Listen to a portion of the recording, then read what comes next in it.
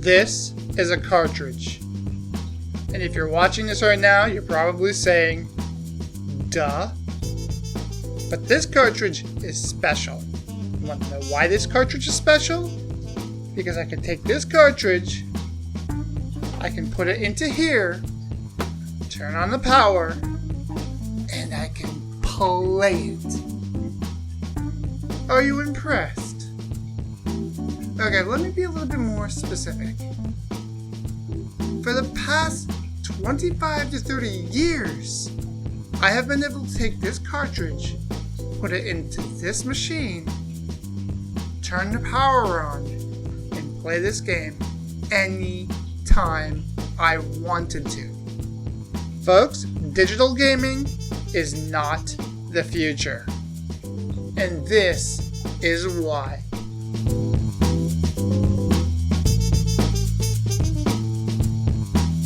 Okay, let's get something right out of the way, right off the bat. I am not saying that there is no place for digital gaming in the gaming community. Not by any means. There is a time and there is a place for it. However, the idea that gaming will become all digital, that all this physical media will just disappear, is not and should not be the way of the future. And this is why. Let's take our little cartridge here. Now this cartridge goes into the Nintendo Entertainment System. You turn on the power, you play the game. Now let's pretend that this game is a digital only game. And 30 years ago, I downloaded this game onto this NES system. Now let's pretend that this Nintendo no longer works. And Nintendo shut down the eShop 20 years ago. I can no longer play this game. It's gone. Guys, today we are going to be talking about video game preservation and why an all-digital future is not good for video game preservation. There seems to be this idea that video games should and will become all digital in the future. And while that may or may not be true, there is definitely a push towards it. And on paper, that may seem like a really good, convenient idea. You don't have to go out to the store to buy your games. You don't have to wait in line for a gigantic game release. You could just sit in your living room, pop in your credit card information, buy the game online, download it, update it, play it. Seems easy, right? Then your system breaks. It's 15 years later. The digital store is no longer there. You want to play the game.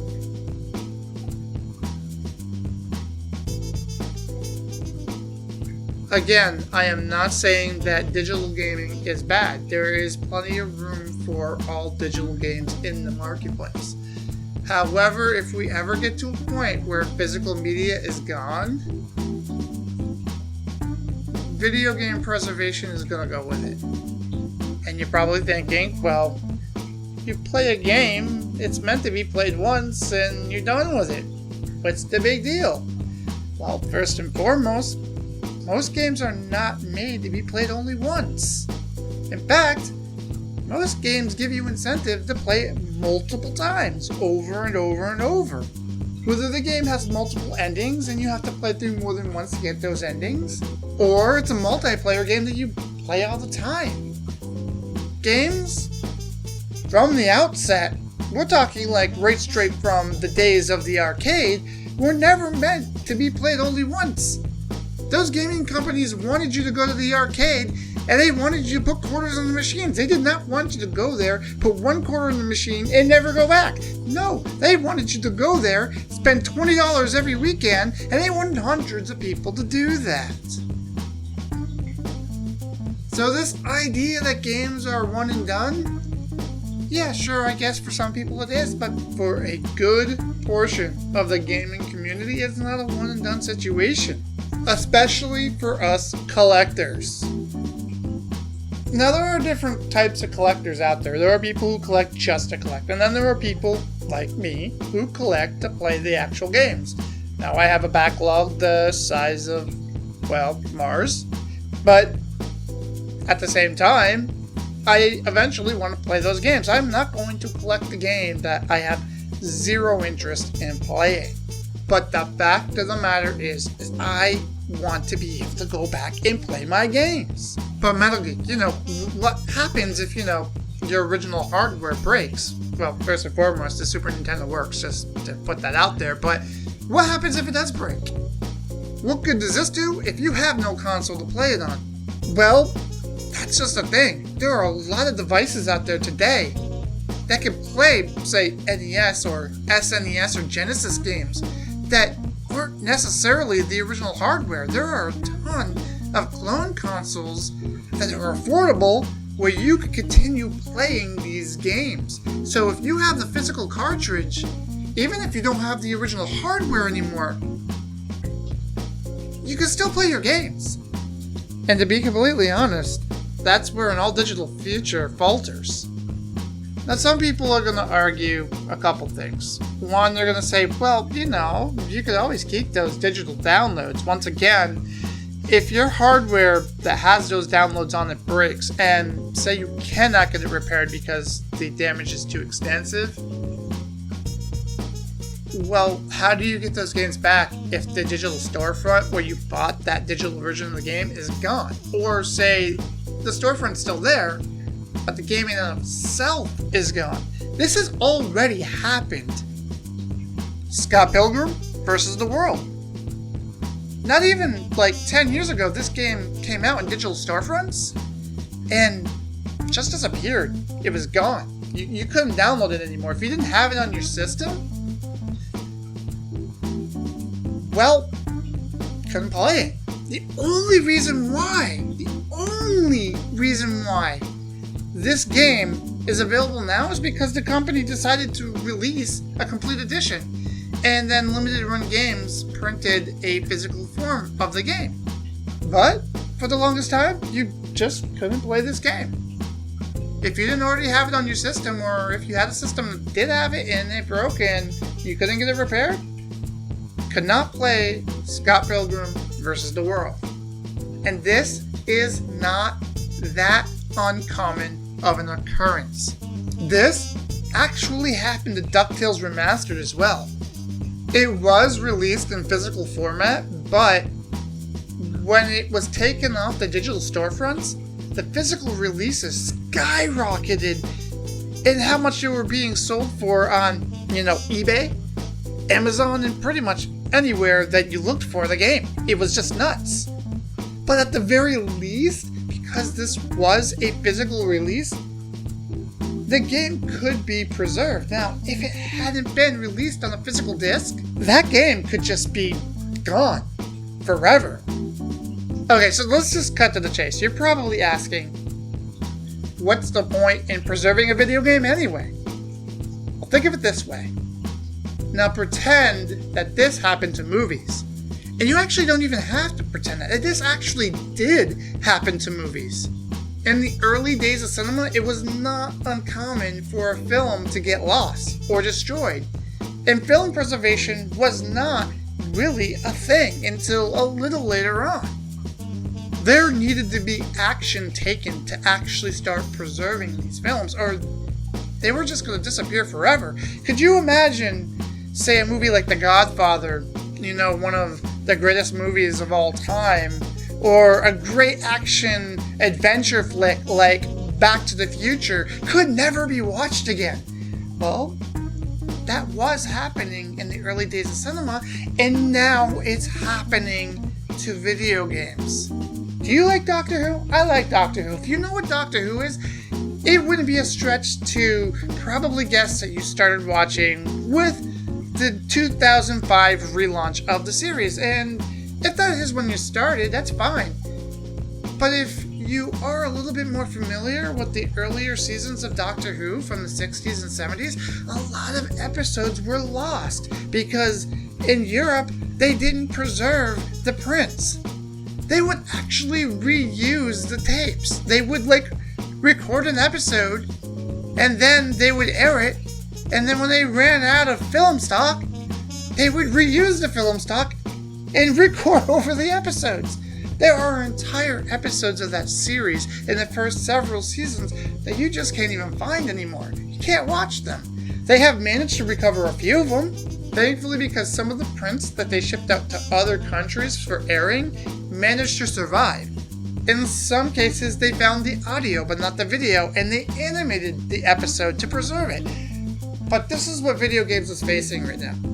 If we go to an all-digital future, we are going to be at the whim of whether these video game companies are going to choose to keep these games in circulation on their own, and if they don't, then some of these games could disappear forever. Maybe to some people it seems silly for someone to go back and play, I don't know, Chrono Trigger 20 years later and maybe see an ending or two that they didn't see when they first played the game, but for others, they want that option, they want that choice.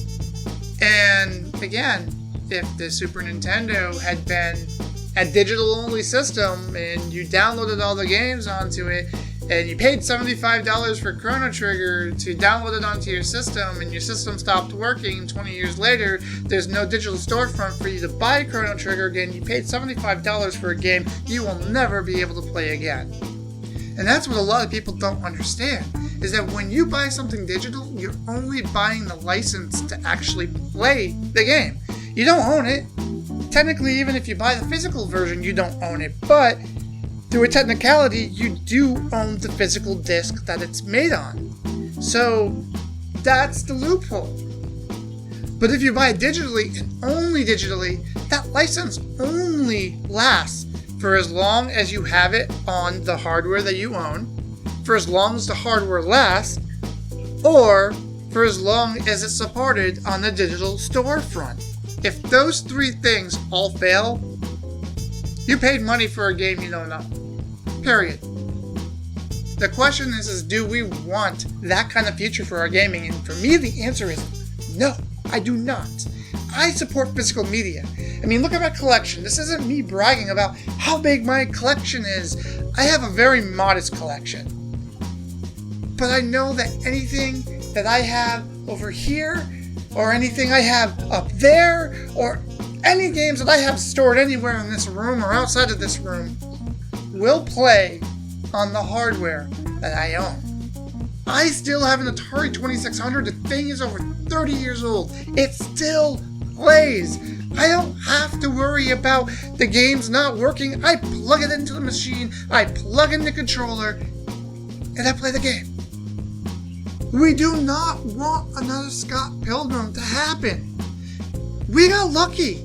This game is really good, and we just got lucky that the company re-released it, because if they didn't, this game would have disappeared a half a decade ago. And nobody would be playing it. All that work that the company put into making this game, all the money that people spent to buy it digitally, and what would it have meant to anything? Nothing. Because it would be gone. The legacy is gone. And just like movies, just like how we preserve movies now, video games deserve to be treated with that same legacy. It deserves to have legacy. It deserves to be looked at 30 years down the line and say, this game is a work of art, it is a masterpiece, and I can still play it. I do not want to rely on a console to last forever, because a console can be replaced. But you cannot say the same for a digital game in every single scenario. Now, do I have digital games? Of course I do. I buy games digitally. Sometimes it's the only way to buy a game. I'm also a big fan of the plug-and-play systems. But if there is a physical release for the game, or any game for that matter, I am going to choose the physical release. And it's because, again, I know that 30 years down the line, that game will still be playable. So my question to you, if you're asking yourself, why is it so important to preserve games?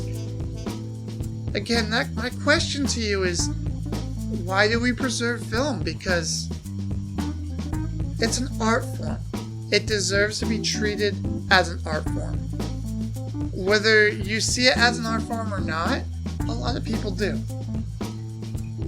And video games need to be preserved. For the longest time, companies, they neglected their games. For example, Square Enix was notorious for not preserving their games. It was largely out of neglect. They just outright lost their source codes. To re-release Kingdom Hearts in the HD collection, they actually had to rebuild the entire game code from the ground up. And I suppose we could consider ourselves lucky that they did, because it continues the legacy of that series. But we were also lucky because the original game was a physical release to begin with on the PlayStation 2. I'm just saying that we have to watch out, guys. We have to be careful. Do we sacrifice preserving these games for the convenience of the consumer? That is a very, very important question to ask, because some people, they're one and done. They play their games and they never go back to them. But there are plenty of us who will go back to our games. And if we are not given the opportunity to do that, I sincerely fear what's going to happen to the gaming culture in general. I kind of feel that if we end up going digital only, we are going to end up in a scenario where games are going to be looked at as just a low form of entertainment, not an art. And if we become too reliant on these companies to preserve the games themselves by making them available on pretty much every future console they make, we may never have another Chrono Trigger or Final Fantasy VI. We may not have a Parasite Eve or a Last of Us. They'll come, they'll go, and they'll be forgotten. Guys, if you agree, please leave some comments down below. If you disagree, love to hear from you as well. Please give this video a thumbs up if you liked it. I am never offended if you give it a thumbs down. If you did not like it, please subscribe. Hopefully I can get 300 subscribers by the end of the year. If not, at least I'm having some fun making these videos. This is the Metal Geek saying, guys, what do you think about this? Have a great one.